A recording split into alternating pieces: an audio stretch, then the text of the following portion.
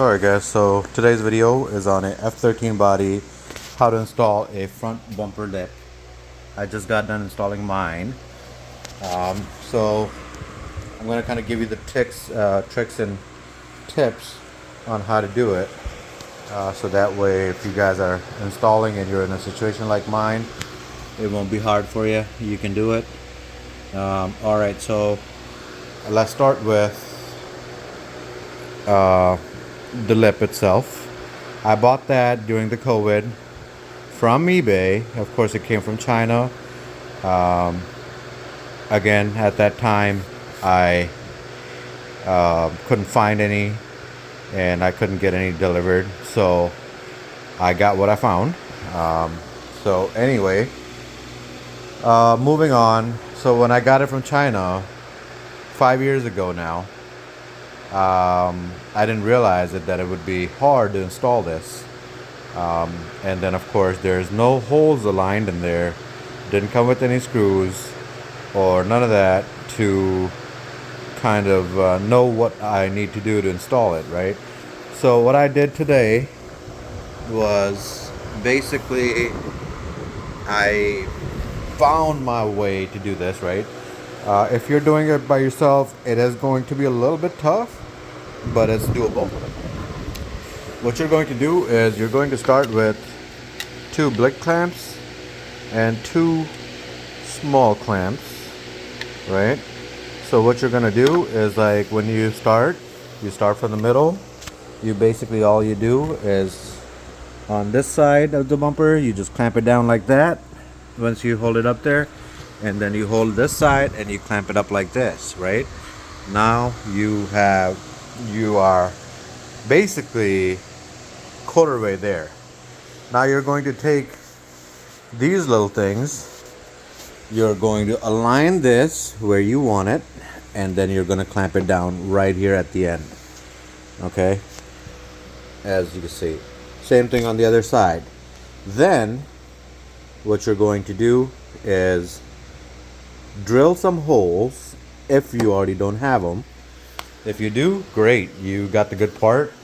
Again, you get paid and get what you pay for. These came from eBay. I'm not going to talk shit about eBay because they've been owning up to their store, making sure that nobody scams a customer. So they've been nice. I can't talk about them. Anyway, going on installing this lip. Okay, I've also done a video on a rear diffuser. I hope you guys like that one too. I kind of show you guys the tips and tricks and what to do. So anyway, so this is what I did, right? So after I clamped this up, I just made a couple holes, screwed it in, right, just to align it and to make sure, you know, obviously it's not coming off. So as you see, I drilled holes in it. These are 7/8. I just left my tools upstairs. I'll show you after I'm done down here. Anyway, so as you can see, I made a bunch of holes. Some of them I just have a screw there. So anyway, it was tough to kind of like align this up and, you know, have this holes in a exact spots where they need to go. So what I did is, obviously, first thing I did was I marked it. I first aligned the whole thing, made sure that all the way from this corner to that corner everything was good. I put some screws in it, long ones. Unfortunately, I used them. As you can see, it's right there. Some one in that corner, right there, and then one right there. So anyway, I ran out of screws.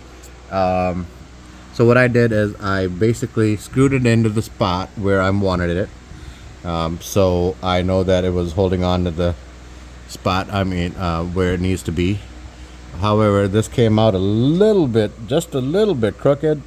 Then again, I guess it's the eBay parts for you. I wouldn't be concerned too much with it. So anyway, after I got that aligned, what I did is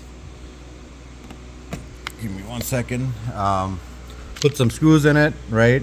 And then I took the clamps off, so it was kind of hanging a little bit low, right? So you can see where exactly those screws are. All you really need to do is mark one screw in the right spot, like exact middle. So once you have that, everything becomes easier.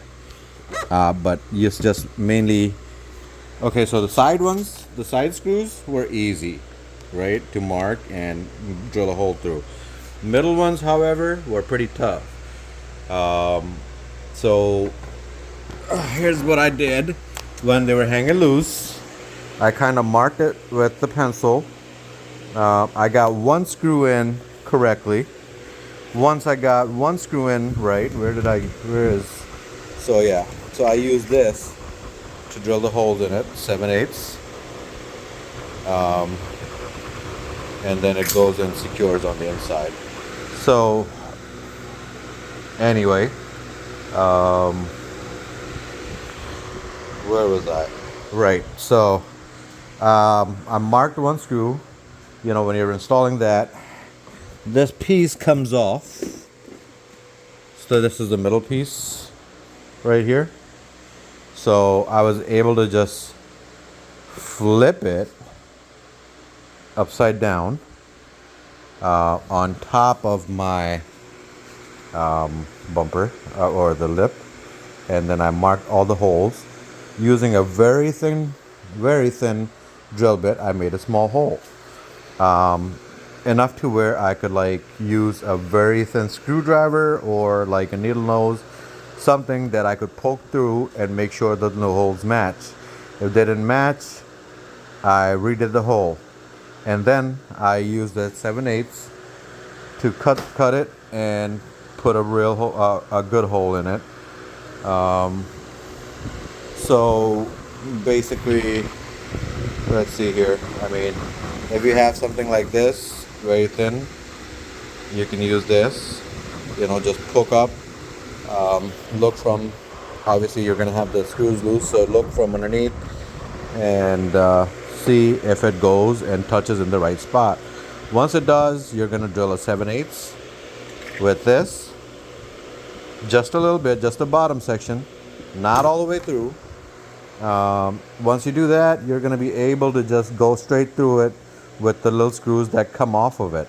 You're going to still keep a couple big screws, because if it doesn't sit flush, you're going to have to use the big screws to kind of get the extra security and flush it in.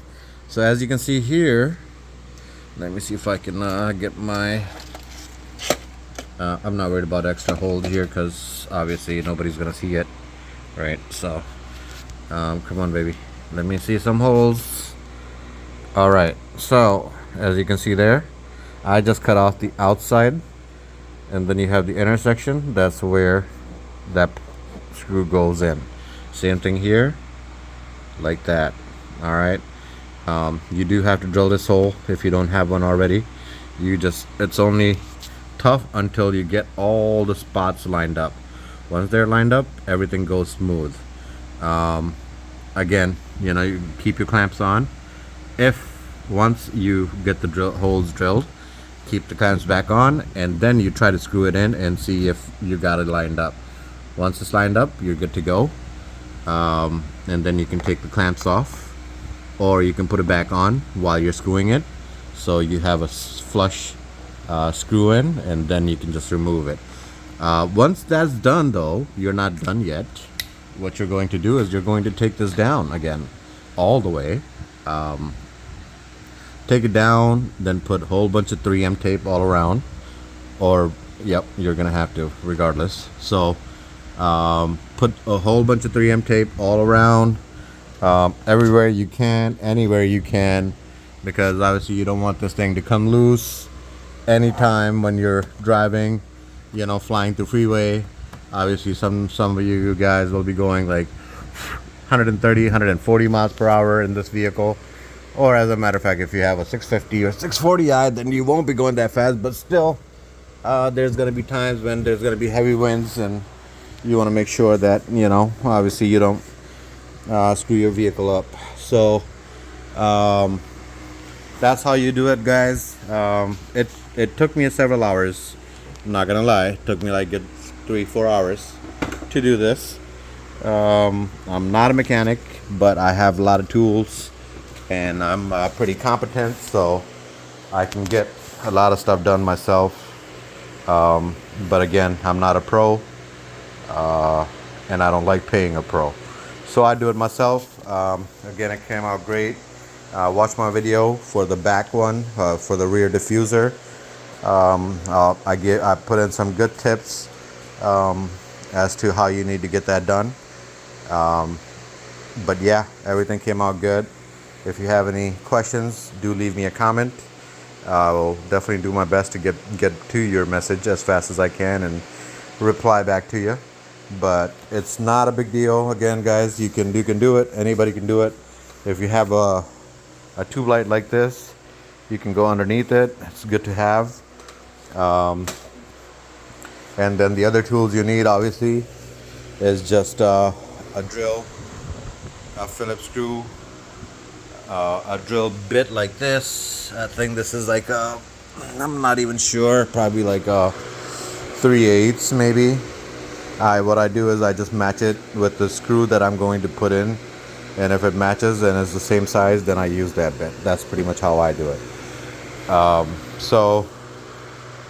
Again, you might need like 10 millimeter and then maybe a 6 or a 7 to get all of these off from the body or I'm talking about this middle piece and those little side pieces off.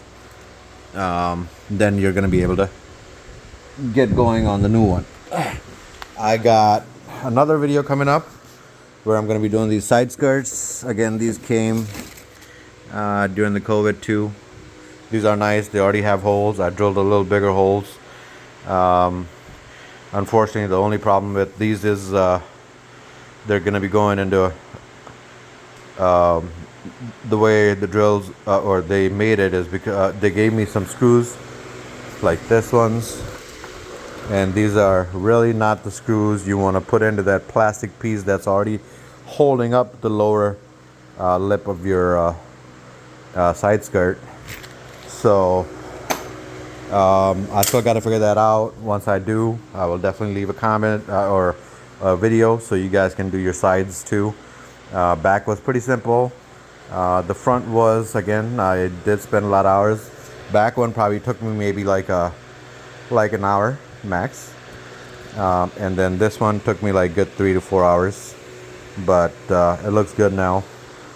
I'm able to bring it down now. Just remember to always, no matter whether it's side skirt, whether it's front, or whether it's rear diffuser, always use 3M tape wherever you can, however you can, because that is just a extra protection in case you hit something, or it hits something, or somebody kicks it, or whatever else, or a little kid tries to climb on it. You'll have a little extra security.